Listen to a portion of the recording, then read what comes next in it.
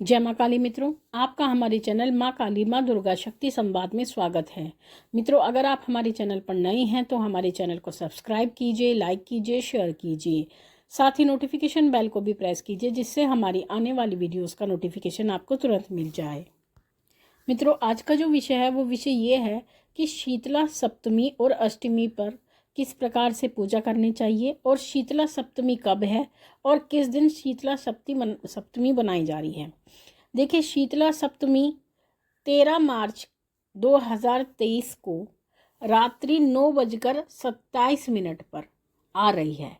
यानी जो सप्तमी तिथि है वो रात को 9:27 पर आ रही है और ये अगले दिन यानी 14 मार्च को 8:22 तक रहेगी। तो ऐसी परिस्थिति में क्योंकि 13 मार्च की रात्रि में सप्तमी आ रही है, तो उस हिसाब से अगर हम उदया तिथि मानते हैं तो उदया तिथि के हिसाब से जो शीतला सप्तमी मनाई जाएगी वो 14 मार्च को मनाई जाएगी, क्योंकि जब सूर्य उदय होता है जिस समय पर तिथि होती है वही तिथि पूरे दिन मानी जाती है। तो उदया तिथि जो होगी वो 14 मार्च को सप्तमी तिथि होगी। तो शीतला सप्तमी जो है 14 मार्च को मनाई जा रही है और उससे अगले दिन 15 मार्च को शीतला अष्टमी मनाई जाएगी। तो सप्तमी और अष्टमी में दोनों दिनों में ही माँ शीतला का पूजन होता है। अब ये बात जानने वाली है कि माँ शीतला की पूजा क्यों की जाती है।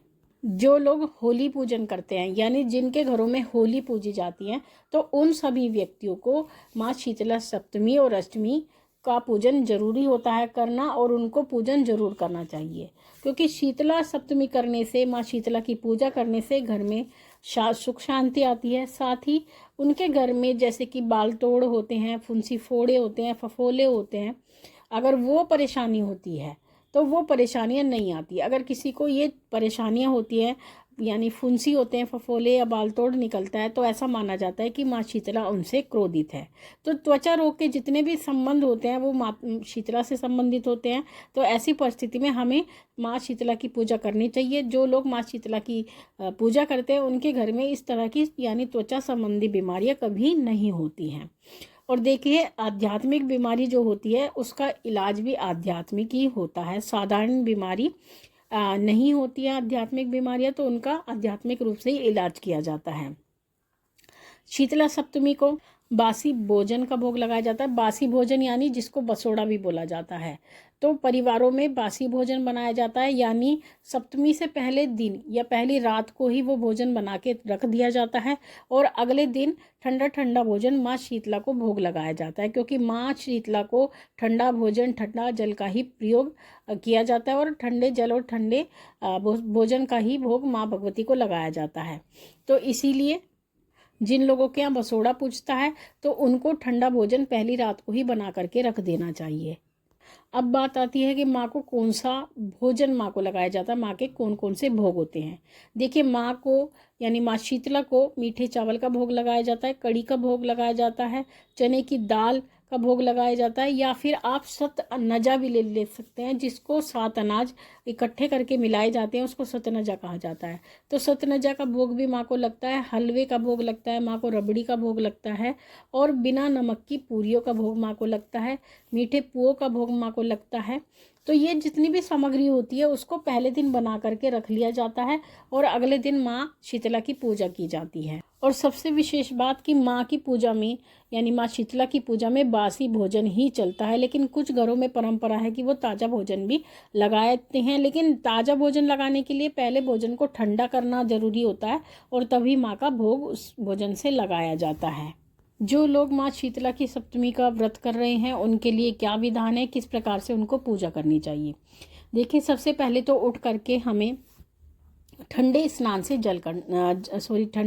जल से स्नान करना चाहिए, क्योंकि माँ शीतला ठंडे जल को पसंद करती है। माँ को ठंडी ठंडी चीज़ों का भोग लगता है, तो उस दिन हमें गर्म पानी से स्नान नहीं करना चाहिए, हमें ठंडे जल से ही स्नान करना चाहिए।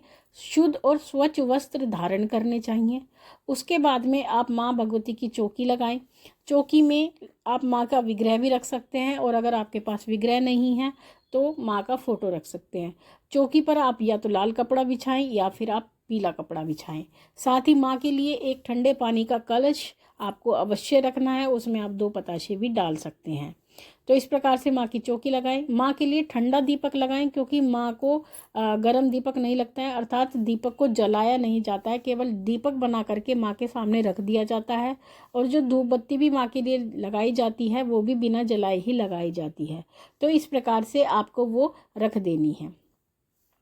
अगर आप माँ शीतला की पूजा थान पर जाकर करना चाहते हैं तो थान पर कर सकते हैं, जहाँ पर माँ का स्थान होता है। नहीं तो घर पर भी आप माँ शीतला की पूजा कर सकते हैं। और उसमें जो आपको सामग्री चाहिए वो ये रहेगी, आपको दूध चाहिए, दही चाहिए, सुपारी चाहिए, हल्दी चाहिए, मेहंदी चाहिए, एक कपड़ा चाहिए, वस्त्र माँ भगवती के लिए होना चाहिए, और एक आटे का दीपक आप लगा सकते हैं, ठंडा दीपक लगेगा माँ के लिए, फल फूल, बनाया हुआ भोजन जो कि बसोड़ा होता है वो, और मोली जल का लोटा, ये सामग्री आपके पास होनी चाहिए। और माँ को गेहूं की धोक लगती है, ये भी आपको विशेष ध्यान रखना है। तो इस प्रकार से आपको ये सभी सामग्री इकट्ठी करके माँ की पूजा करनी है। और माँ को पूजा करने के बाद में माँ के थापे लगते हैं। थापे में आपको 5 उंगली का हाथ का थापा अपने मुख्य द्वार पर जरूर लगाना चाहिए। यानी आपका जो मेन गेट होता है उसके दोनों साइड में आपको 5 उंगली का थापा, एक इधर एक उधर, आपको वो थापा लगाना जरूरी है। क्योंकि अगर आप ये थापा लगाते हैं तो इससे आपके घर में नकारात्मक ऊर्जाएं प्रवेश नहीं करती हैं, ऐसा माना जाता है। तो आप ये थापा लगाएं। उसके बाद में आप माँ का विधि विधान से पूजन करें, माँ को जल अर्पित करें और ठंडा दीपक अर्पित करें। और जो सामग्री आपने रखी है वो सभी सामग्री माँ को अर्पित करें।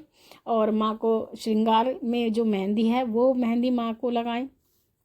अगर थान पे जा रहे हैं तो थान पे चढ़ाना है आपको। और माँ को वस्त्र आदि अर्पण करने के बाद में आपको पूरा दिन व्रत रखना होता है। और जब आप व्रत खोलते हैं तो अपना व्रत ठंडे भोजन यानी बसोड़ा भोजन जो होता है उसी से आपको अपना व्रत खोलना होता है। तो ये बातें विशेष रूप से होती हैं। और शीतला सप्तमी और अष्टमी मनाई जाती है, उसका कारण ये होता है क्योंकि प्रकृति जो है अपना प्रकृति परिवर्तन करती है। तो ऐसी परिस्थिति में हमारे स्किन की प्रॉब्लम ज़्यादा होती है, तो उसी के कारण से शीतला सप्तमी मनाई जाती है। यानी माँ जो है स्किन प्रॉब्लम की एक तरह से कह सकते हैं अधिष्ठात्री देवी है, त्वचा रोग की। तो इसलिए माँ को इस दिन मनाया जाता है। हमारे घर में जो बीमारी आने वाली है, कोई परेशानी आने वाली है, तो उससे माँ शीतला हमारा बचाव करती हैं। माँ को होली के बाद जरूर मनाया जाता है। तो होली पे जो लोग पूजा करते हैं उनको शीतला सप्तमी की पूजा अवश्य करनी चाहिए। तो इस प्रकार से आप माँ शीतला सप्तमी और अष्टमी दोनों मना सकते हैं। किसी किसी लोगों के यहाँ पर शीतला सप्तमी मनाई जाती है और किसी किसी लोगों के यहाँ पर अष्टमी मनाई जाती है। लेकिन कुछ लोग सोमवार में भी माँ शीतला को मनाते हैं और बृहस्पतिवार वाले दिन भी माँ शीतला को मनाते हैं। तो देखिए, जैसे आपके घर में रीति रिवाज होते हैं आपको उसी के अनुसार कार्य करना चाहिए। क्योंकि कहा जाता है जो हमारे रीति रिवाज होते हैं हमें उनमें कोई भी परिवर्तन नहीं करना चाहिए। अगर हम कोई भी परिवर्तन करते हैं तो हमारे घर में परेशानियाँ आते हैं। तो मित्रों, ये थी जानकारी आप सभी के लिए। माँ भगवती से यही प्रार्थना करते हैं कि वो आपके भंडारे भरती रहे, आपकी सभी मनोकामनाओं को पूर्ण करती रहे, आप पे अपना पूर्ण आशीर्वाद बना के रखिए। आपसे फिर मिलेंगे अपनी अगली वीडियो में। तब तक के लिए जय महाकाली, जय महाकाल।